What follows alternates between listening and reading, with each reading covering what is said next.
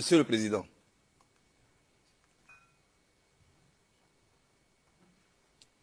Monsieur le Président, honorable membre de la Cour, je vous remercie pour l'occasion que votre Cour offre au monde entier pour enfin connaître la vérité sur la crise qui a endeuillé mon pays.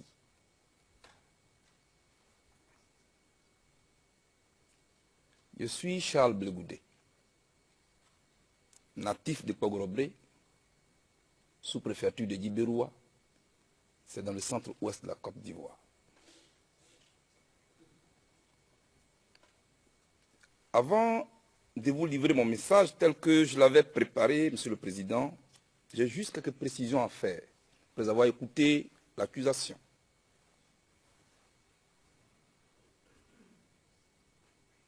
J'ai habité à Abobo,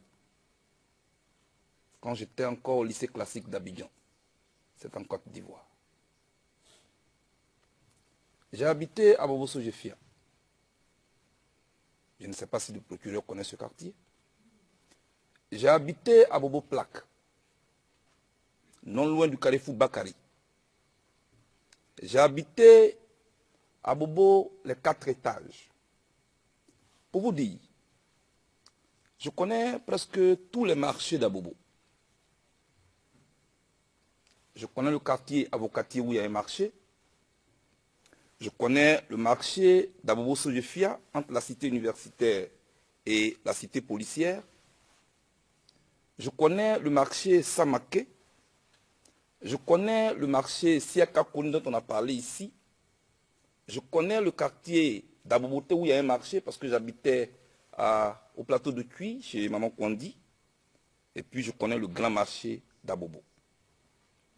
Monsieur le Président, le seul marché que je ne connais pas et que j'ai découvert ici, c'est celui que les partisans de Ouattara fréquentent exclusivement. C'est une découverte que j'ai faite ici. Mieux, Monsieur le Président, j'ai fait Bondoukou. Je fais référence à Bondoukou. Pourquoi? Parce que Bondoukou en Côte d'Ivoire, c'est dans le nord-est de la Côte d'Ivoire, est connu comme la ville des 1000 mosquées. Une ville grandement islamisée. Je connais le grand marché de Bondoukou, qui est la ville la plus islamisée. Je ne crois même pas que ce marché est exclusivement fréquenté par des musulmans uniquement. Puisque moi-même, en tant que chrétien, avec mes parents, nous fréquentions ce marché. J'ai eu mon certificat d'études primaires et élémentaires à Gouméré. Gouméré, c'est dans le département des Nations, non loin de Saboupa, de Bodé, dans le nord de Bondoukou. Vers le sud, vous avez Tabagne, vous avez Kanina, vous avez Yerebo. Je vous parle de mon pays. J'ai donc joué avec des jeunes musulmans. J'ai grandi avec des jeunes musulmans. Diabé Youssouf, professeur, il est mon porte-parole. Il est musulman. Il est président du cercle des amis de Blegoudé. Monsieur le Président, Abou Bamba, musulman, président du mouvement Génération Blegoudé.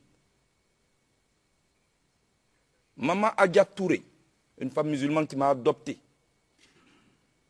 Elle est musulmane. Ceux qu'on dit, contre lesquels j'ai appelé une chasse. Parlant toujours d'ethnie contre lesquelles j'aurais lancé des mots d'ordre de tuerie. Monsieur le Président, vous avez vu dans cette cour mon co-conseil qui a pris la parole tout à l'heure, Maître Ndri. Il est baoulé. Dans la galerie du public, vous avez Dr Nobou Yacinthe, premier secrétaire du COGEP, parti dont je suis le leader. Il est baoulé. Dr Saraka Ndri, Patrice, mon médecin personnel, avec qui j'ai fait l'université. Il est baoulé. Alors, c'est avec toutes ces personnes autour de moi que je vais aller mettre des signes ceux des maisons, pour tuer leurs parents. Et eux, ils sont avec moi pour m'accompagner dans cette sale besogne. Monsieur le Président, je pense que cela devrait interpeller la Cour. Le président Laurent Gbagbo, je ne peux pas me renier, je le connais et je suis fier de le connaître.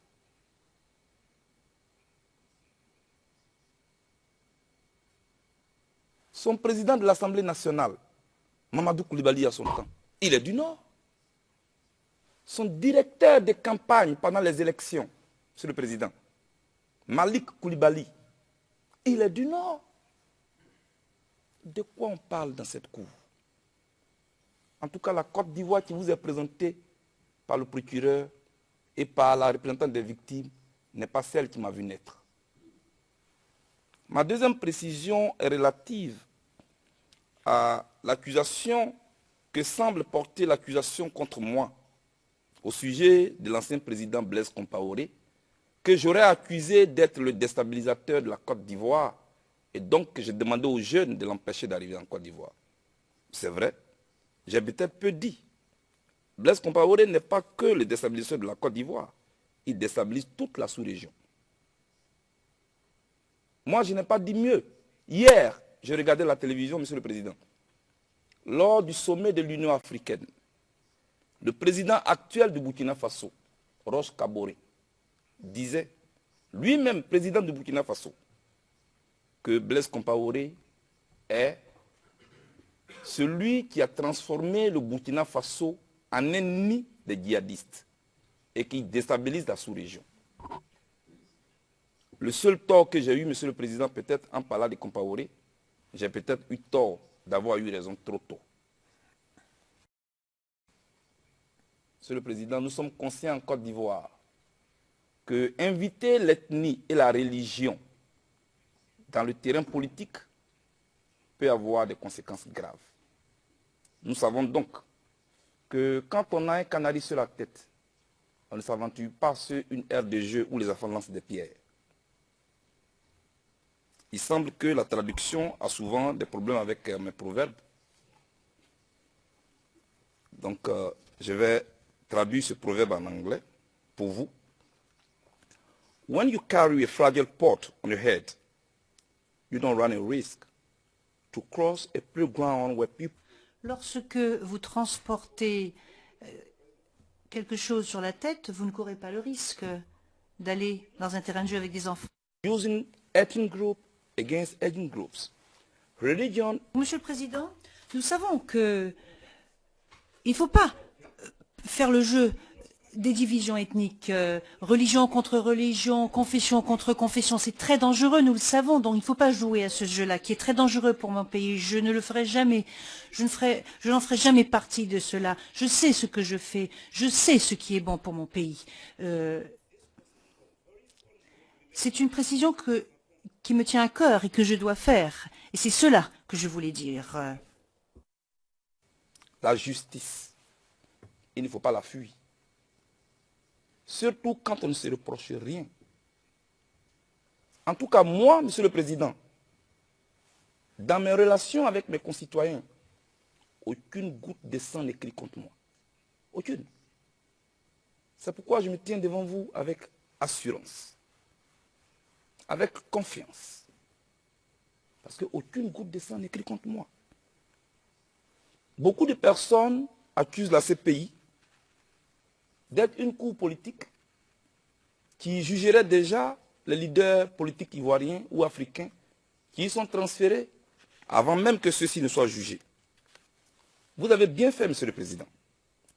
Vous avez très bien fait, dès l'ouverture de ce procès, d'indiquer l'impartialité avec laquelle votre cour entend diriger ce procès. Cela va rassurer beaucoup de monde.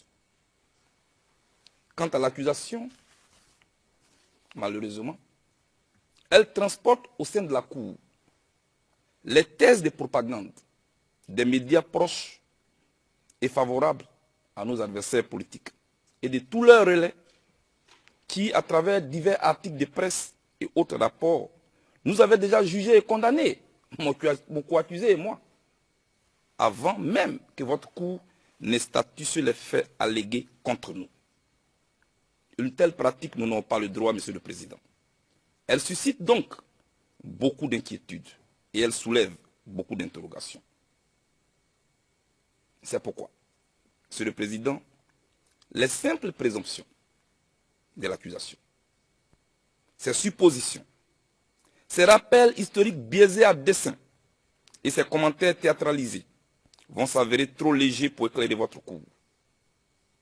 Même les rapports d'experts souvent autoproclamés, qui pourtant ne savent pas grand-chose des circonstances dans lesquelles les faits allégués se sont déroulés, devront en appeler à votre vigilance et à l'impartialité que vous avez posée comme postulat à l'ouverture de ce procès, Monsieur le Président. Aussi, les déclarations à charge d'adversaires politiques sélectionnés qui viendront certainement défiler devant vous ici, dans les jours à venir, sous un masque de témoins, ne sauraient non plus servir de base crédible pour participer à la manifestation de la vérité. Car avant tout, c'est de cela qu'il s'agit. Monsieur le Président, dans un conflit qui a opposé deux camps, que peut-on espérer? Que les militants d'un camp, transformés pour la circonstance en témoins, puissent dire de leurs adversaires, dont ils souhaitent l'éloignement le plus longtemps possible du pays, pour ne plus avoir affaire à ceux-là dans le jeu politique ivoirien, comme c'est le cas. Simple question de logique. Malheureusement, quand j'ai fini d'écouter l'accusation, toute la nuit, mais toute la nuit, Monsieur le Président, une interrogation me taraude, elle m'habite encore cet après-midi. Je voudrais la partager avec vous. L'accusation cherche-t-elle la manifestation de la vérité? Ou cherche-t-elle forcément à rendre coupable une personne déjà stigmatisée dont elle veut obtenir la condamnation à tout prix? En tout cas, à écouter l'accusation, on se croirait dans un jeu de chiffres et de lettres où l'on doit remplir des cases pour aboutir à un résultat. Non.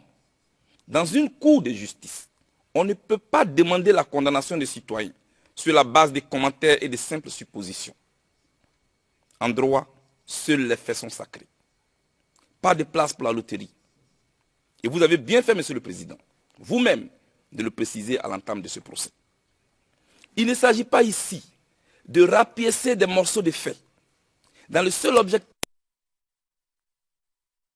dont on n'aura plus le temps de fabriquer une image négative.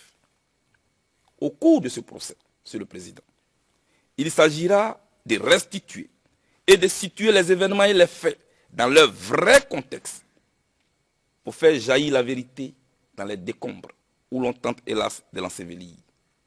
Parce que le mal qui ronge la Côte d'Ivoire va bien au-delà de la seule crise post-électorale et ne saurait se résumer en des bouts de vidéos suivis de commentaires sciemment biaisés. Même l'accusation, je suis convaincu, apprendra beaucoup au cours de ce procès. Parce qu'après avoir écouté son narratif, il ressort que le pays qui a été présenté ici est loin d'être la Côte d'Ivoire qui m'a vu naître. Ce procès représente beaucoup pour les victimes que l'on tente, hélas, de catégoriser. Et je voudrais à ce sujet interpeller la représentante des victimes et lui demander de faire une mise à jour de sa liste de victimes. Car, assis devant le petit écran, quand le peuple ouai et les victimes de Diokoué, qui ont subi un véritable génocide, l'écoutent, quand les rescapés du massacre du village d'Anokouakouté aussi l'écoutent, ils ont le cœur brisé. Et ils se sentent abandonnés par une dame qui est censée en principe de représenter toutes les victimes de la crise ivoirienne. Une telle vision sélective pourrait entacher la crédibilité du travail pourtant sensible que Mme Massida a la lourde responsabilité de conduire. Je n'ai cessé de le dire, et je le dis encore aujourd'hui, Monsieur le Président. Il n'existe pas en Côte d'Ivoire des victimes pro-Ouattara d'un côté et des victimes pro-Gbagbo de l'autre côté. La seule, c'est la Côte d'Ivoire. Dans sa diversité culturelle, religieuse, ethnique, est politique. Une vie humaine est égale à une vie humaine. Toutes les victimes de la crise ivoirienne méritent compassion, méritent assistance, méritent réparation. Monsieur le Président, j'ai attendu dans cette cour l'accusation et la représentante des victimes dire Blé Goudé a demandé, je cite, Blé Goudé a demandé de chercher et de trouver les partisans de Ouattara et les étrangers sur toute l'étendue du territoire de la Côte d'Ivoire, les chasser ou les tuer. Voilà ce qui a été dit. J'espère que les auteurs de tels propos finiront par... Quel jour, à quelle occasion, j'ai lancé cette chasse aux partisans de Ouattara et aux étrangers. Parce que moi, Monsieur le Président, je sais au moins ce que j'ai dit lors de la crise. Je vous invite à regarder une suite de la vidéo que mon conseil vous avait déjà montrée.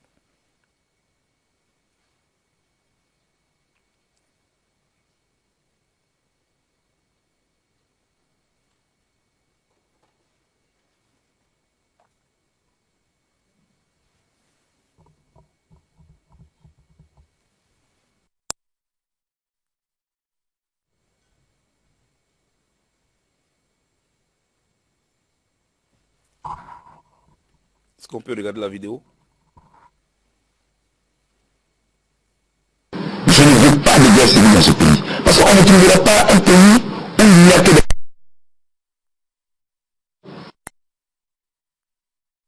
Avec des pro-Gbagbo, en faisant disparaître les pro-Ouattara, cela n'existe pas. Parce que moi je suis convaincu, madame, et c'est très important, que la crise ivoirienne aura sa solution par les acteurs politiques en Côte d'Ivoire. Je suis convaincu qu'un jour, le président Gbagbo, M. Ouattara, M. Bédié, finiront par s'asseoir, et je les invite à cela. J'appelle à, j'allais dire, ce que j'appelle un dialogue inter-ivoirien. Merci. Monsieur le Président, au cours de la crise ivoirienne, en pleine crise post-électorale, voilà ce que moi j'ai dit. Et j'ai la vidéo que je viens de vous présenter. Je suis très curieux de voir celle de l'accusation.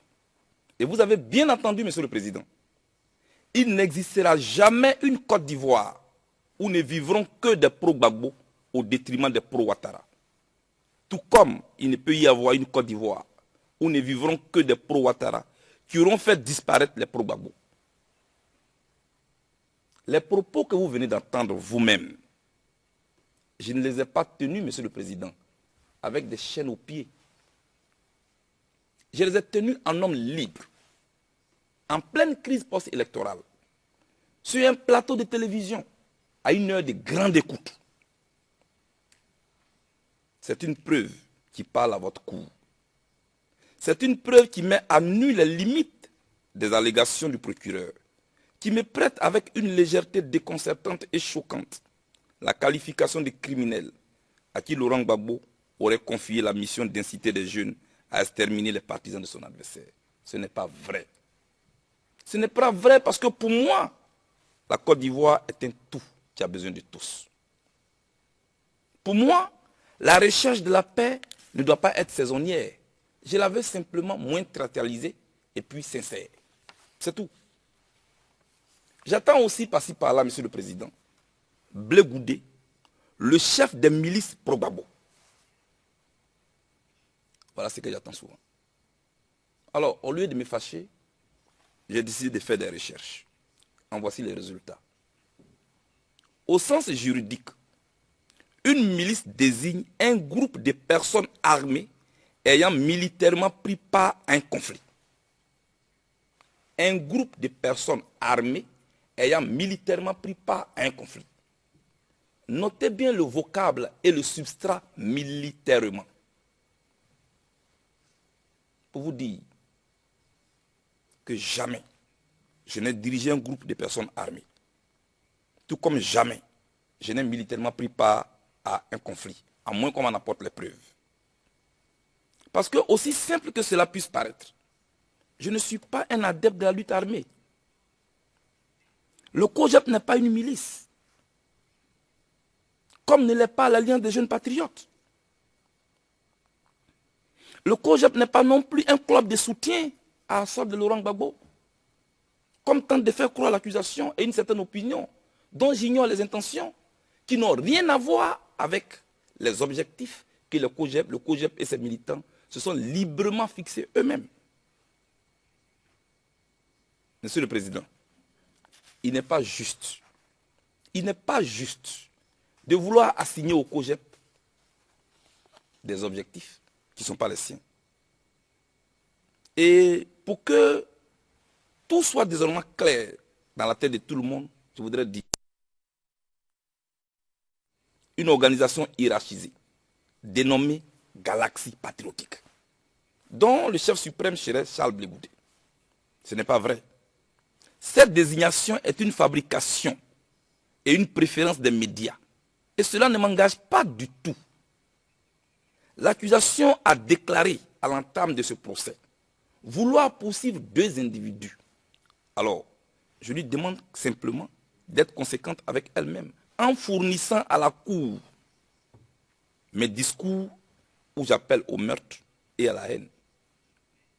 Je voudrais préciser, Monsieur le Président, que dès sa création, le 4 juin 2001, le COJEP a d'abord été un mouvement de pression autonome, pour ensuite devenir un mouvement politique non inféodé. Puis, depuis le 15 août 2015, par la seule volonté de ses militants et non ce ordre, comme on veut le faire croire, le COJEP s'est librement mué en parti politique, avec pour premier responsable Dr Nobou Hyacinthe, professeur de philosophie à l'université de Bouaké, présent dans la galerie. Voilà la vérité, Monsieur le Président. Voilà ce qu'on vous cache. Ceux qui soutiennent le contraire de ce que je viens de vous dire se trompent eux-mêmes, et ils le savent très bien. Mais aussi, ils tentent vainement de tromper l'opinion. Et je voudrais dénoncer cette tentative de falsification de l'histoire de mon pays. Monsieur le Président, au cours de la crise, j'ai pris mon temps, j'ai pris mon énergie, j'ai pris des risques énormes à travers des campagnes, de village en village, pour sensibiliser les populations à la paix. J'ai à plusieurs occasions fait des propositions citoyennes. J'ai lancé des appels à la retenue. Hélas, 1000 fois hélas, la passion qui s'était emparée de certains candidats à la présidentielle et de leurs militants avait rendu inaudible l'importance et le bien fondé de mes différents appels. Le seul sens qu'ils donnaient au mot paix, c'était leur arrivée au pouvoir. Voilà la vérité. Pendant que le procureur m'accuse d'être un extrémiste qui appelle au meurtre, d'autres personnes, par contre, me qualifient de faiblard qui a peur de la guerre. Oui, honorable membre de la Cour, je le dis sans honte. Moi, j'ai peur de la guerre. Mais parce qu'à un homme normal, la guerre devrait faire peur. Je ne le dis pas par couardise. Je ne le dis pas non plus par lâcheté, Monsieur le Président. Je le dis par responsabilité.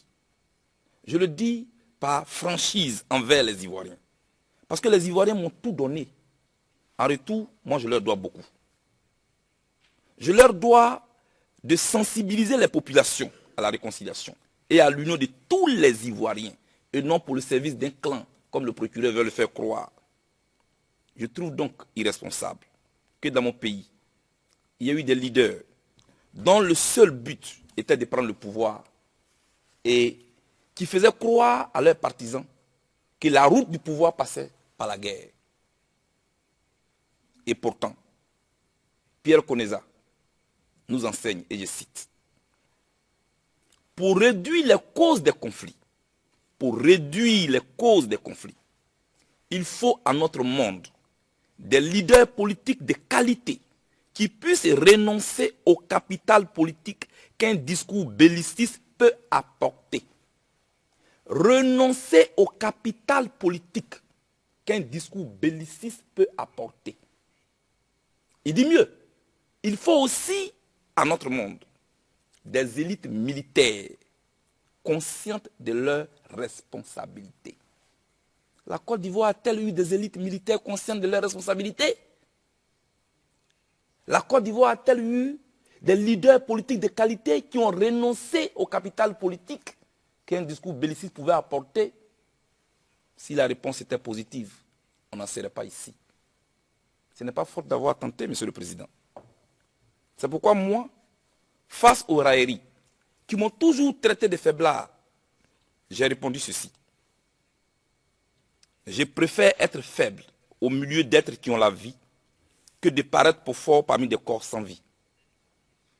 Quand je le disais, Monsieur le Président, je ne savais pas que je viendrais un jour, je le répétais ici à la CPI. Quand je le disais, nous étions à 1000 lieues de la crise post-électorale. Quand je le disais, Monsieur le Président, nous étions en 2006.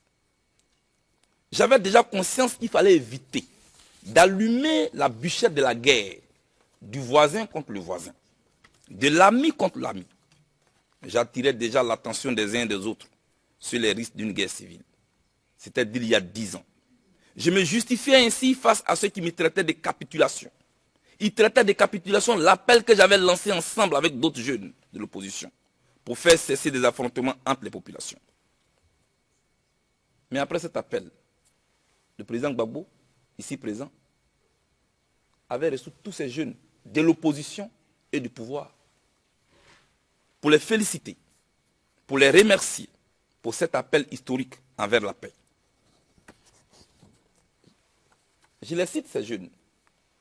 Kona Kodou Bertin, dit Kakabe, du PDCI-RDA, était à cette rencontre. Karamko Yayoro, du RDA, parti d'Alassane Ouattara, était à cette rencontre. Stéphane Kipré, à l'époque, représentant du MFA, aujourd'hui président de l'UNG, était à cette époque, à cette rencontre. Et devant vous, moi, je voulais les féliciter. Je voulais vraiment les féliciter, Monsieur le Président. Je les félicite parce qu'ils ont osé.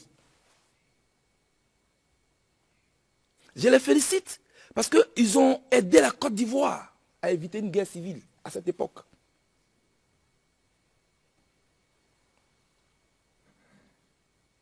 Monsieur le Président, contrairement à ce que l'accusation dit, je n'ai jamais empêché les pro-Ouattara de s'inscrire sur une liste électorale en 2006. Bien au contraire, mes amis et moi, nous avons aidé à sauver la situation. Et les vidéos sont là, elles vous parlent. Vous le voyez bien, vous l'entendez bien vous-même. Ce n'est donc pas un discours opportuniste ou stratégique que je tiens aujourd'hui devant votre cour comme un spin docteur, selon l'accusation, juste pour me sortir d'affaire. C'est un discours que j'ai toujours tenu. Et c'est un discours que j'ai tenu toujours, Monsieur le Président. Par éducation politique, mais par principe.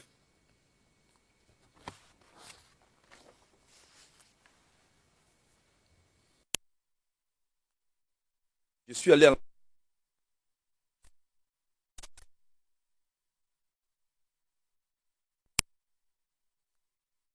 voulu que le pardon des victimes puisse cimenter la fondation de la réconciliation entre Ivoiriens. Je vous invite à voir cette vidéo, Monsieur le Président.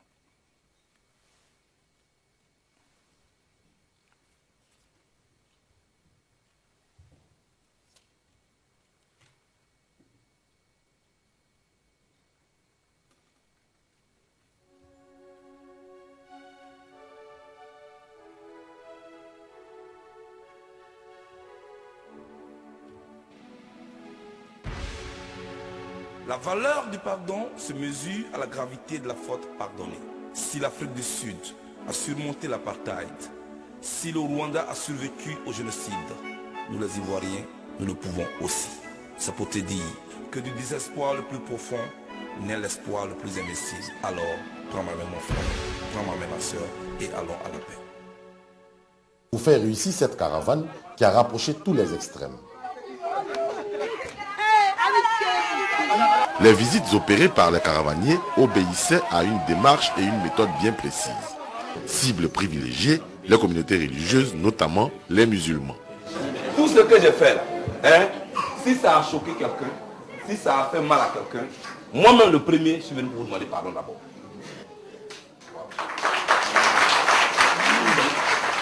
Et puis ça, c'est pas la politique, l'ouest du pays porte les stigmates de la crise. Il s'agissait donc pour les caravaniers de la paix de désarmer la bombe de la division. Option choisie, le corps à corps avec les populations. Nombreux sont les griefs. Néanmoins, il faudra pardonner, oublier. Et les grigas, on met les grigas à terre et la paix revient à la Côte d'Ivoire.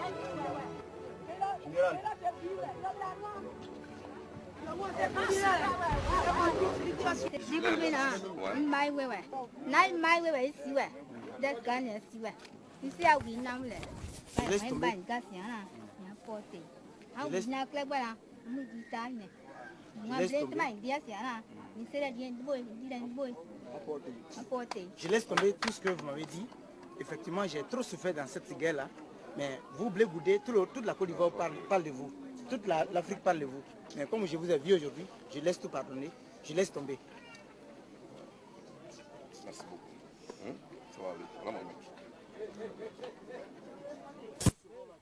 Le cas Priska Ouera.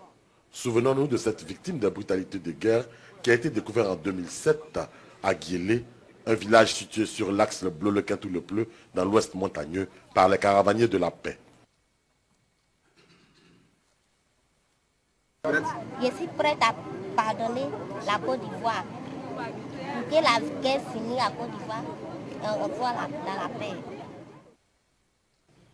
Priska a ensuite atterri à la Pisam où elle a passé plusieurs mois, au cours desquels les Ivoiriens lui ont témoigné leur compassion à travers divers dons. A permis non seulement de faire face aux frais d'hospitalisation, mais aussi de réaliser le rêve de Priska, se construire une maison et une boutique. Eh bien c'est fait. C'est une Priska radieuse que le président du COJAP a retrouvée dans son village. Ça, ce sont les fruits de la paix. Ce sont les effets de la paix. D'une brouillette, elle se trouve aujourd'hui dans une maison. Elle a aujourd'hui sa boutique. Elle a réalisé son rêve. Cela veut dire que la Côte d'Ivoire, si elle retrouve totalement la paix, chacun peut, je veux dire, réaliser son rêve. Priska, pour moi, est le symbole de la réunification de la Côte d'Ivoire, est le symbole de l'Ouest qui retrouve le goût de vivre. Monsieur le Président, vous venez de le voir. D'abord, vous avez vu les gris-gris qui sont tombés à terre. J'ai dit que nous étions à l'ouest. Ce qui est encore une contradiction de la thèse du procureur. Priska, la jeune fille que vous venez de voir dans cette vidéo, m'a été présentée dans une brouette au cours de ma campagne pour la paix. Elle avait été violée par les rebelles. En révélant son histoire aux Ivoiriens qui l'ont aidé à se soigner et à reprendre goût à la vie, j'ai voulu donner une chance à la paix.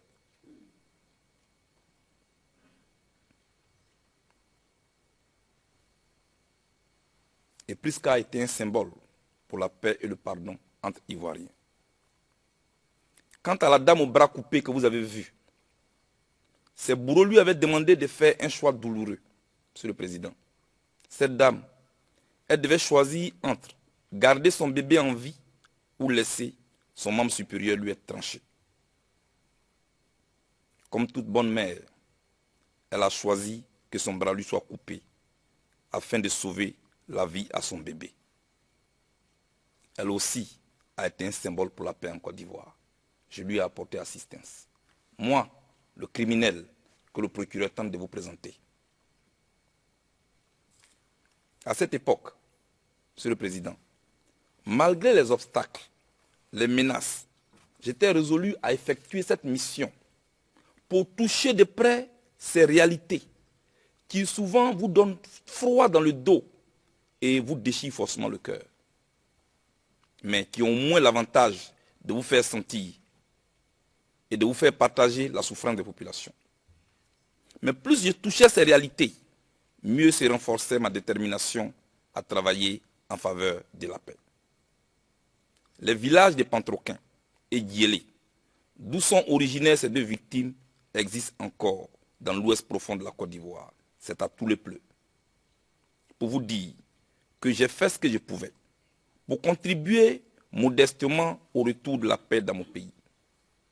Monsieur le Président, vous pouvez vous référer en Côte d'Ivoire aux différentes opérations de démobilisation, de désarmement, et de réinsertion des milices et de tous les groupes armés ayant militairement pris part au conflit en Côte d'Ivoire. Ni le COJEP, ni l'Alliance des jeunes patriotes, ni mon nom, ni figure. Car entre prendre les armes et faire la politique, j'ai librement fait le second choix. Parce que pour moi, comme l'huile et l'eau, la démocratie et les armes ne peuvent faire bon ménage. Comme cela se fait partout dans le monde, Monsieur le Président, quand les institutions de la République sont en péril et que les valeurs qui fondent notre société sont bafouées, contrairement à ceux qui ont choisi les armes et la barbarie comme moyen d'expression et qui continuent d'endeuiller notre monde, les populations civiles et moi, nous avons choisi la voie démocratique. Nous avons pris la rue, les mains nues, pour la sauvegarde des institutions républicaines qu'incarnait son Excellence M. Laurent Gbagbo ici présent. Monsieur le Président, je n'ai donc pas été aux côtés de Laurent Gbagbo parce que je serais de la même ethnie ou de la même religion que lui, comme tente de vous faire croire l'accusation. Faire une telle affirmation serait méconnaître l'histoire de la Côte d'Ivoire. L'accusation, c'est elle que je ne suis ni militant, ni membre, ni responsable dans aucune instance du Front populaire ivoirien, le parti dont le président Laurent Gbagbo est fondateur. Mais en tant que démocrate dans l'âme, cela ne l'a jamais dérangé. L'accusation, c'est elle qu'en Côte d'Ivoire, la pluralité de l'expression est le fruit de plusieurs séjours carcéraux endurés par Laurent Gbagbo, sa famille, ses camarades de lutte qui l'ont accompagné pacifiquement sur le chemin du pouvoir. Est-ce que l'accusation le sait? Ce monsieur a sacrifié sa vie pour l'avènement du multipartisme, pour la démocratie en Côte d'Ivoire. Il a enseigné aux Ivoiriens que la vérité est fille des contradictions. Je ne suis donc pas le prétendu bras séculier que Laurent Gbagbo aurait utilisé pour commettre des crimes. Non, Monsieur le Président, Laurent Gbagbo ne m'a jamais envoyé pour aller commettre des crimes. Laurent Gbagbo ne m'a jamais envoyé pour aller inciter des jeunes à commettre des crimes. Monsieur le Président, voilà l'homme que moi je connais. Voilà l'homme pour lequel, au-delà de ma seule personne, de nombreux Ivoiriens ont de l'estime, ont de l'affection, et qui souffrent de le voir assis ici. Laurent Gbagbo n'a pas sa place en prison. Ce monsieur est une chance pour la réconciliation en Côte d'Ivoire, Monsieur le Président. Pour vous dire, au nom de ma culture politique, jamais je n'ai commis de crimes, Monsieur le Président. Jamais. Dans ma recherche de la paix, j'ai invité les chefs rebelles, j'ai invité Soro Diom et ses camarades à venir dans mon village. Je vous invite à voir cette vidéo, Monsieur le Président.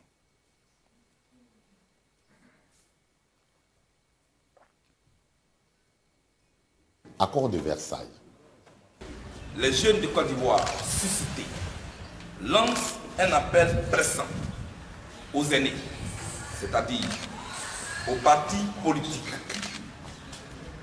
le FPI, le RDR, le PDCI, le MFA, et le PIT et tous les autres partis politiques, l'UDPCI et à tous les autres partis politiques, afin qu'ils convoquent rapidement un cadre de discussion qui tournera autour des audiences foraines afin de s'attendre sur le minimum pour éviter à notre pays un Rwanda bis.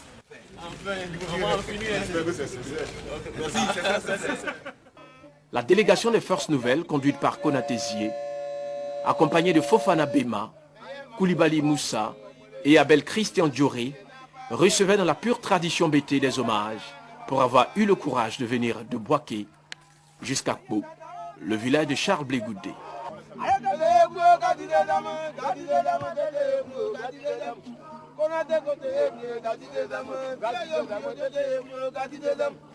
Avant d'être reçu quelques minutes plus tard, sur la place publique, dans une chaleur indescriptible. Traverser 15 années, 10 mots, la montagne est venue dans ce village. village, qui est mon village, qui est le village de Dr Blé. Et si, à partir d'ici, on mange ensemble, parce que partager le pain ensemble, c'est signe de réconciliation. Et qu'ensemble, on n'est pas Abidjan. Ça que sur la route, il y a un danger.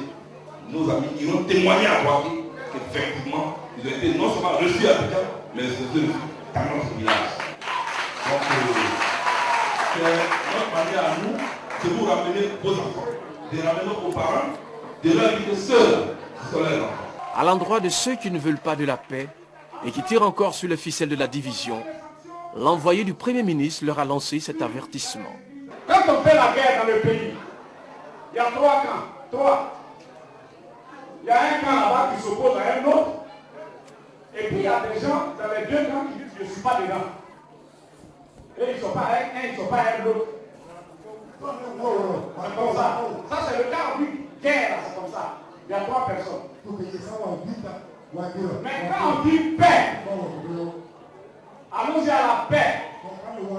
Il doit y avoir un seul camp. S'il y a un deuxième qui dit lui il n'est pas en affaire de paix, lui là il devient ridicule. Pour nos parents, nous allons vous demander, si vous allez demander pardon à Dieu qui nous a créés tous, demandez pardon à la communauté internationale qui a sanctionné quelques-uns parmi nous, dont Charles Blé Goudé. Nous voulons que la sanction sur Blé Goudé se lève. Une fois la cérémonie officielle terminée, jeunes patriotes et jeunesse de Force Nouvelle ont partagé le repas de l'amitié. C'est ainsi que l'un des chefs de guerre les plus réputés, ancien membre du bataillon de commando parachutiste d'Akwedo, Isiaka Ouattara, donnera de grands signes, des signes qui ont eu leur pesant d'or dans cette sortie de crise. C'est la joie d'être dans le village du président Laurent Gbagbo et voir le peuple m'accueillir dans son village. Ça vous dit que la paix est là. Mais ça c'est le plus grand espoir de tout encore. Plus la flamme de la paix, ça c'est notre grand espoir. C'est lui qui viendra, en compagnie du ministre Sidiki Konaté, prendre Charles Blé Goudé pour l'emmener à Boaké, où celui-ci animera un meeting, le meeting de la réconciliation.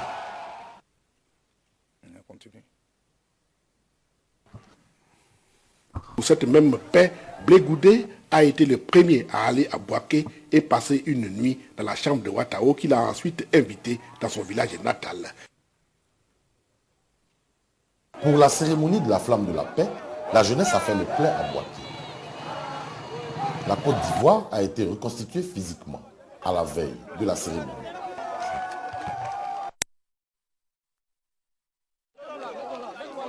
La Côte d'Ivoire est réunifiée. Ça va? La jeunesse de Côte d'Ivoire est unie. Charles Blé Goudé accueille son invité spécial. Le cap est mis sur la résidence du préfet Édouard Moïro. On trinque à la paix sur l'invitation de l'ambassadeur de la paix, Alpha Blondy. Soro et Blé Goudé se retrouvent. Se parlent, revisitent leur amitié.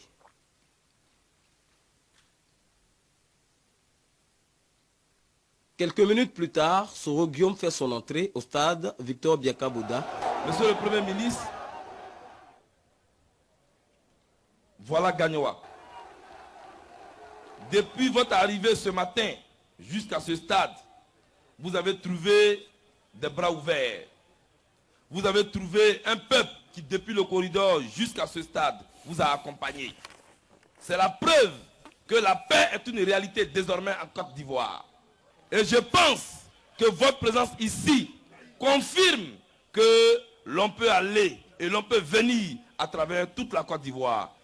Les audiences foraines ont commencé, les accords ont été signés, des préfets ont été redéployés.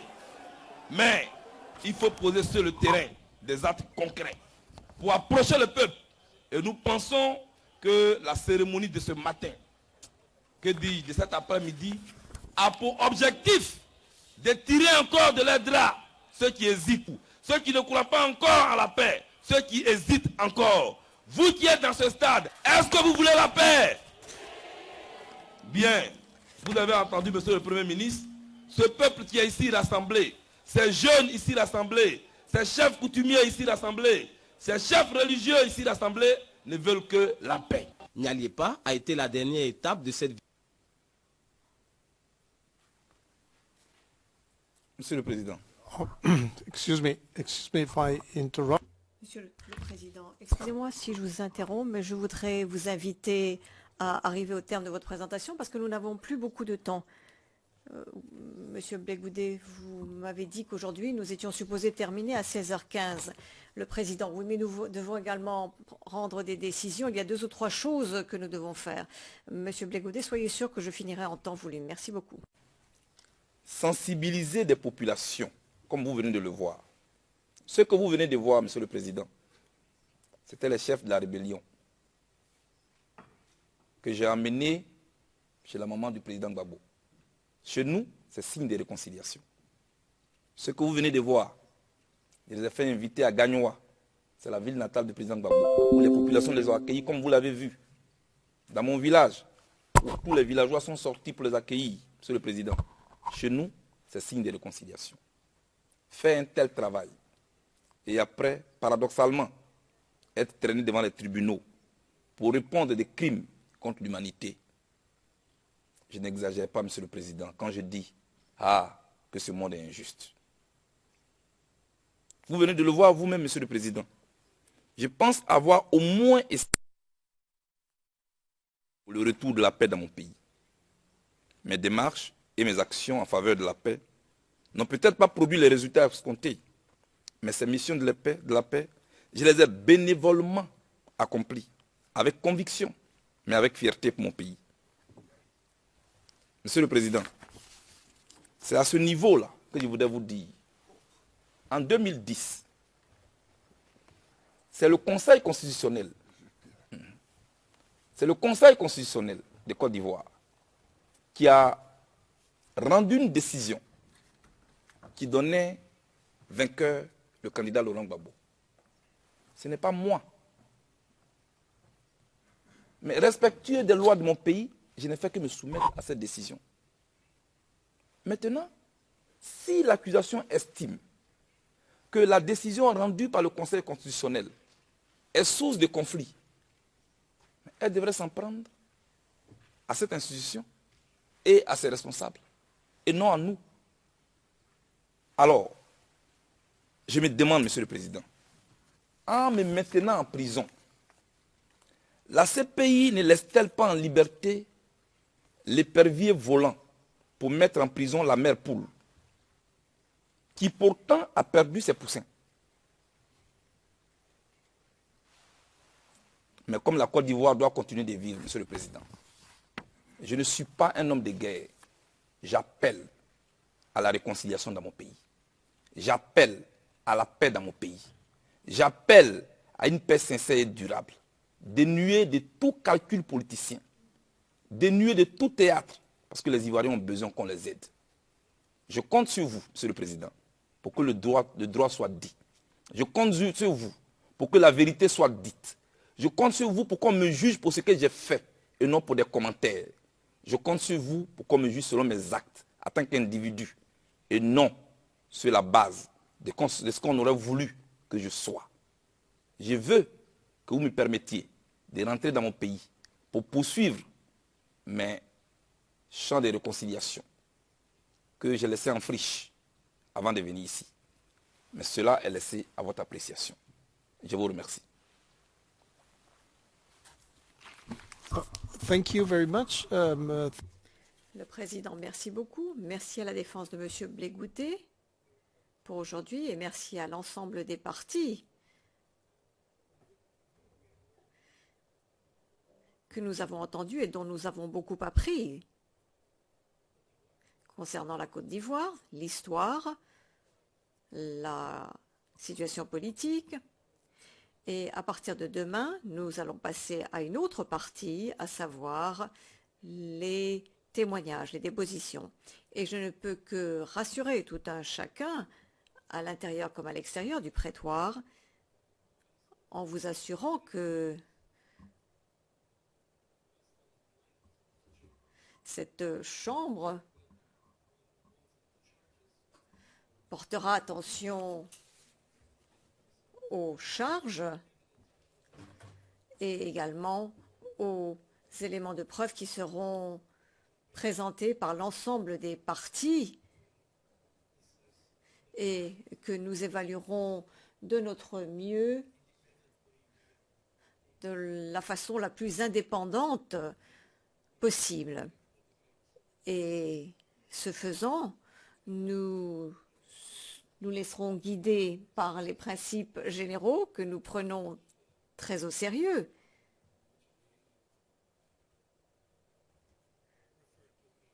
Et auxquels j'ai fait référence dans mon discours d'ouverture.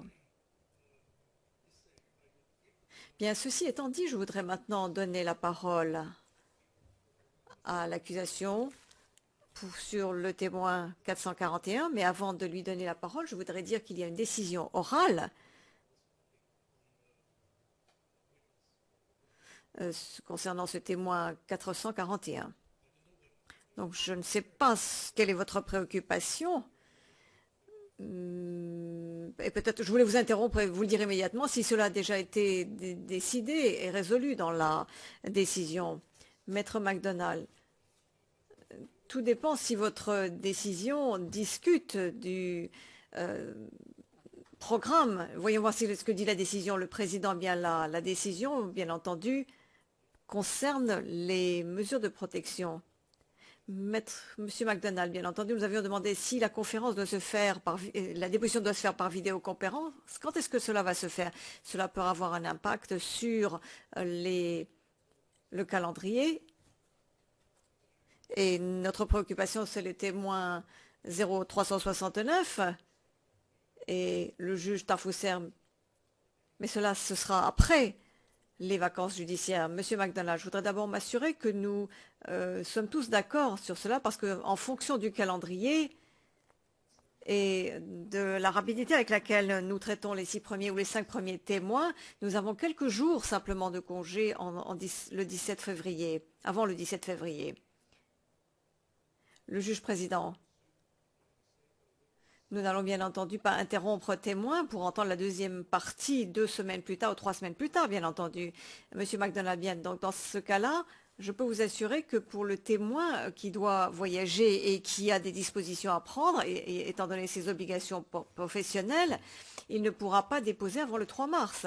Le juge président, je ne peux pas dire cela parce que je ne sais pas pour l'instant, Monsieur MacDonald. Eh bien, c'est ce que je voudrais justement pouvoir discuter.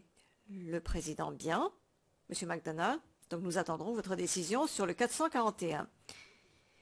Le président, bien. C'est la décision orale sur 2 questions en attente concernant le témoignage par vidéo, liaison vidéo. L'idée est également de donner des dispositions et des directions pour les mesures protectives pour l'avenir. L'accusation a demandé à ce que le témoin ou les dépositions des témoins 441 et 398 se fassent par liaison vidéo. Et les défenses de M. Gbagbo et de M. Blé-Goudé se sont opposées à la demande du procureur. Et je ne vais pas donner les références aux écritures parce que je pense que c'est des choses qui sont claires maintenant. La Chambre doit informer le procureur que l'on n'appellera plus le témoin 398, que le procureur n'appellera plus le témoin 398 à témoigner dans un avenir proche, en tous les cas, et qu'il ne fera pas partie des 20 premiers témoins. Et de ce fait, la Chambre décidera à cette étape uniquement concernant le témoin, prendra une décision uniquement concernant le témoin 441. Le témoin 398 tombera dans le cadre des directives pour l'avenir. Concernant le témoin 441, lors de la conférence de mise en état qui s'est tenue le 14 janvier 2006, le procureur a indiqué que la requête pouvait être retirée. Les informations confidentielles et spécifiques sur la situation actuelle du témoin ont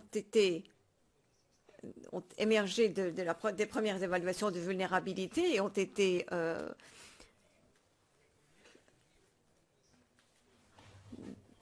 annoncées à la section des victimes et des témoins de la Chambre le 26 janvier 2016. À la lumière de ces informations, la section de protection des victimes et des témoins a recommandé que le témoin P441 soit entendu par liaison vidéo. La faisabilité de la mise en place d'un tel lien vidéo par rapport à un lieu si éloigné où le témoin serait situé a été confirmée par le greffe et de façon plus particulière, les installations et le lieu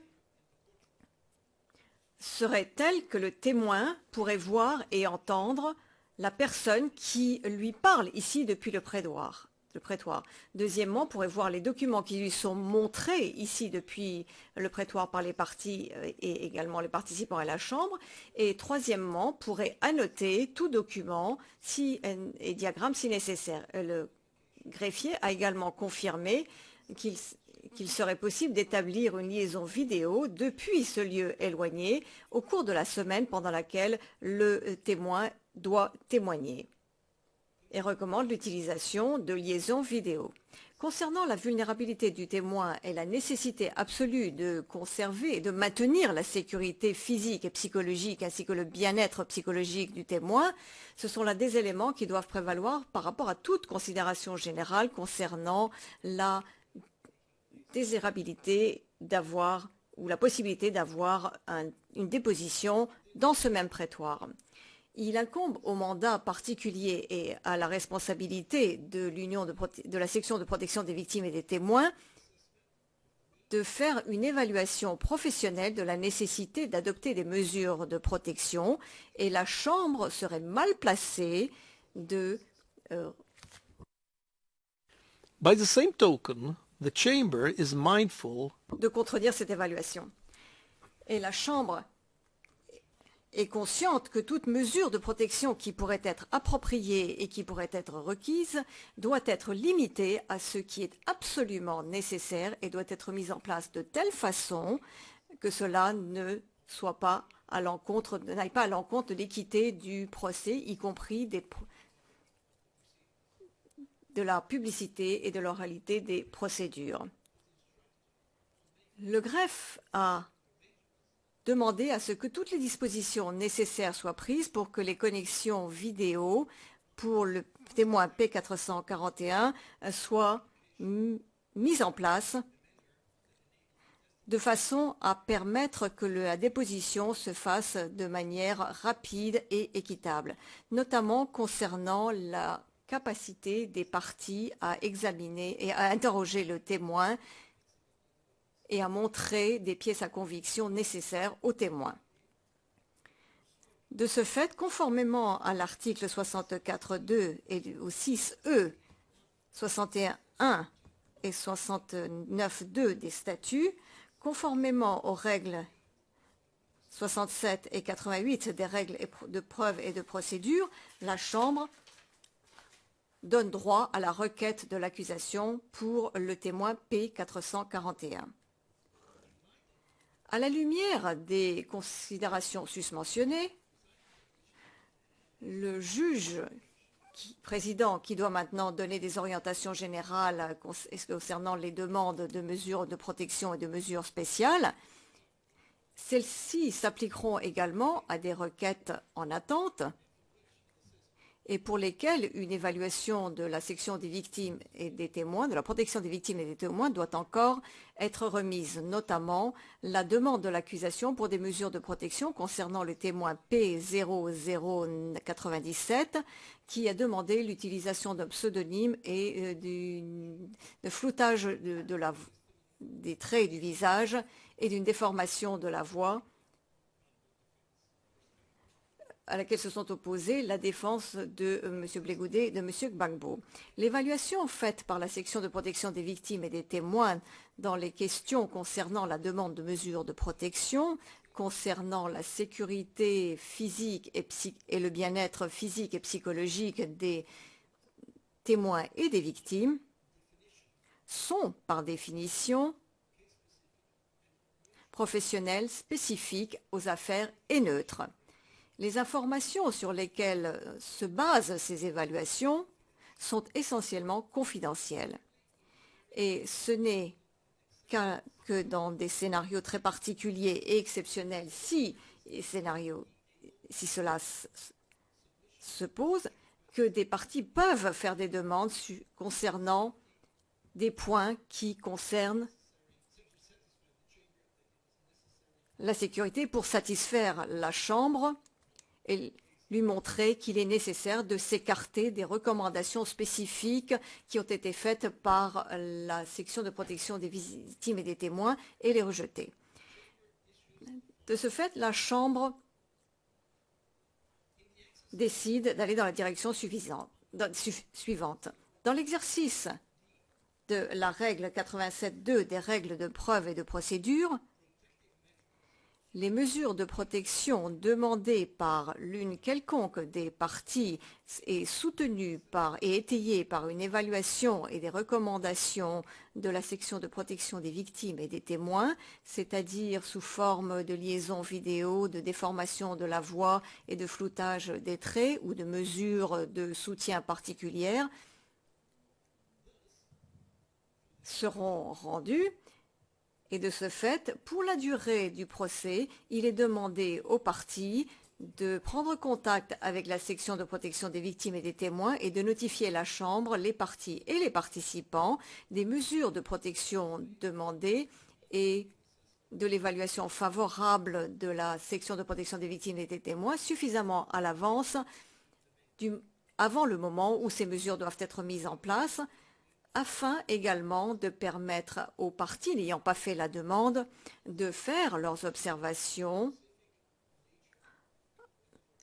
de nature particulière à cette affaire lorsque cela est approprié en conformité avec la règle 87.2d. Si une objection devait être soulevée en rapport avec la compatibilité des mesures de protection et l'équité de la procédure sur la base d'observations spécifiques à l'affaire qui pourraient être soumises soit par l'une des parties ou l'autre, la Chambre prendrait rapidement une décision par rapport à ces objections.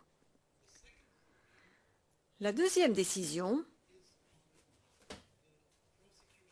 concerne la demande urgente de l'accusation d'amender le protocole unifié des pratiques utilisées pour préparer et familiariser les témoins qui doivent déposer au cours du procès. C'est là le titre de la requête. Il s'agit donc de l'écriture 399 et les deux défenses de M. Gbagbo et de M. Blé Goudé ont fait d'une certaine façon objection à cette requête. Dans la mesure où les deux requêtes et les deux réponses sont classées confidentielles, la Chambre prendra cette décision de façon à éviter la diffusion de l'information et en conformité avec ce qui a été dit au début, il est demandé aux parties de déposer une version expurgée dans les délais les plus courts. La Chambre note, et je cite, que la décision concernant la préparation et la familiarisation des témoins, fin de citation, adoptée à la majorité le 2 décembre 2015 par la Chambre, et je cite, le protocole unifié sur les pratiques utilisées pour préparer et familiariser les témoins pour déposer lors de procès, fin de citation, et qui sont annexés à ce document. La Chambre note également, et je cite, que la décision sur les témoins vulnérables et sa décision également sur l'évaluation de la vulnérabilité et les procédures de soutien pour faciliter la déposition des témoins vulnérables. Le procureur demande 3 amendements à ce protocole. Premièrement, et je cite, permettre aux témoins vulnérables de procéder à un réexamen de leur déclaration lors d'une séance qui serait organisée par l'unité, prendre connaissance de certains éléments qui seraient annexés à leur déclaration ou auxquels il y serait fait référence et qui seraient présentés par le procureur lors de leur déposition de façon à éviter des souffrances psychologiques qui pourraient provenir d'être exposés à ce genre d'éléments et de pièces lorsqu'ils seraient au prétoire en train de témoigner. Deuxièmement, permettre, dans ce cas-ci, la présence et un échange limité avec un conseil de la partie demanderesse de façon à éviter que l'on soumette le témoin à une deuxième traumatisation.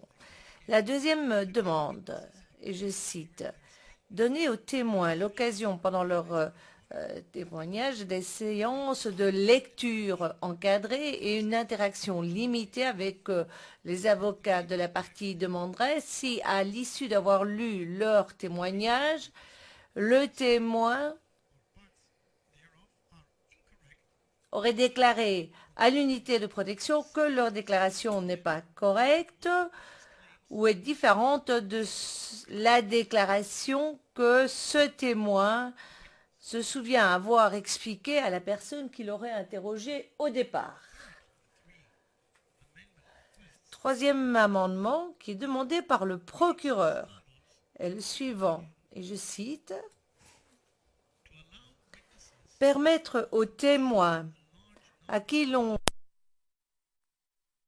documents d'autres pièces lors de leur témoignage dans le prétoire de se familiariser avec certains de ces documents pendant les séances de lecture qui sont organisées et encadrées par l'unité de protection des victimes et des témoins.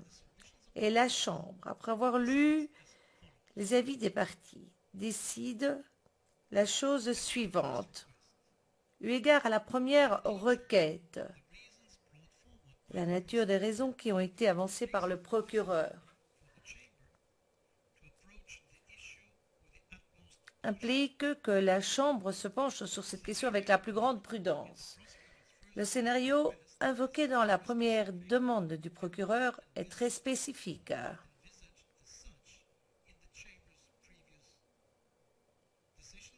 Il n'avait pas encore été envisagé, que ce soit dans les décisions de la Chambre ou dans le protocole qui fut adopté par la Chambre.